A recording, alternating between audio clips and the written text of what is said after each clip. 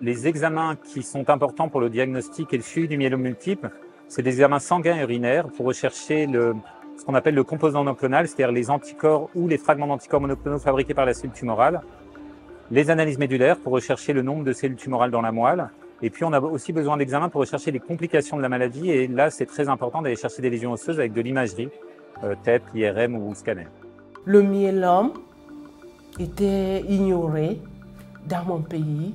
Je peux vous dire que j'ai traîné la maladie pendant 3 ans, sans toutefois que le myélome soit suspecté.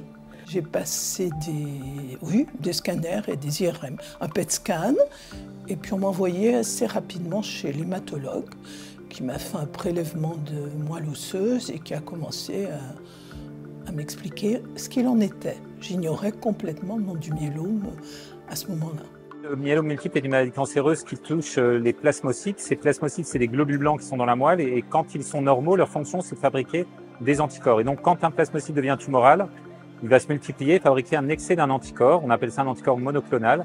Et on va pouvoir détecter cet anticorps dans le sang à l'électrophorèse des protéines sous la forme d'un pic.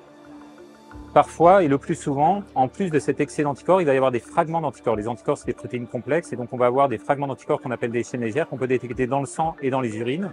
Et on insiste là-dessus parce que ces protéines anticorps qu'on voit en excès dans le sang et dans les urines sont des marqueurs de la masse tumorale. C'est-à-dire que plus les cellules sont nombreuses dans la moelle, et plus le pic ou les chaînes légères dans les urines vont avoir tendance à augmenter, et plus la masse tumorale, donc le nombre de cellules va diminuer, et plus le pic et les chaînes légères vont diminuer dans le sang.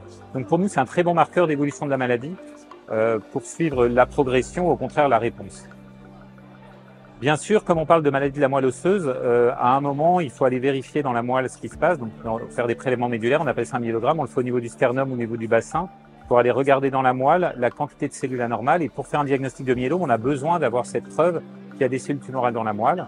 On peut être amené à le refaire au cours du temps pour évaluer la réponse de façon plus profonde que dans le sang ou dans les urines, notamment pour faire ce qu'on appelle la maladie résiduelle. Donc ça, c'est vraiment le sang, les urines et la moelle, c'est des éléments qui vont être importants au diagnostic, mais aussi pour suivre l'évolution de la maladie et la réponse au traitement. Et puis, il y a des examens qui sont très importants pour rechercher les complications de la maladie. Donc ça va être les examens de routine biologique, regarder s'il y a une baisse des globules rouges, une augmentation du calcium ou un problème de fonctionnement des reins. Et puis, comme une des complications importantes du myélome, c'est les lésions osseuses, on a besoin de faire des examens d'imagerie, que ce soit des scanners, des IRM ou des TEP scanners, pour aller rechercher des lésions osseuses de myélome et pouvoir les surveiller, parfois prévenir le risque de fracture. On a besoin d'avoir cet état des lieux de l'atteinte osseuse et on peut être amené à répéter comme ça les examens pour voir si les lésions osseuses progressent, peuvent expliquer des douleurs chez les patients.